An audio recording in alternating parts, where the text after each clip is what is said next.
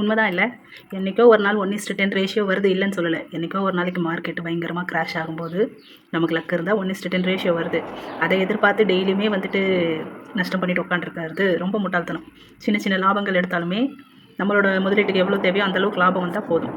நான் ட்ரேட் அச்சீவர்ஸோட சேனல்லாம் பார்ப்பேன். அவர் ஒரு முறை சொன்னார், ஒரு படிக்க தெரியாதவங்க வந்தால் கூட நான் என்ன சொல்லுவேன், ஒரு நாளைக்கு உனக்கு இவ்வளோ காசு போடுறியா, ₹500 லாபமோ ₹500 நஷ்டமோ எது வந்தாலும் க்ளோஸ் பண்ணிவிட்டு அமைதியாக சிஸ்டம் மூடிடு அப்படின்னு சொல்லுவார்.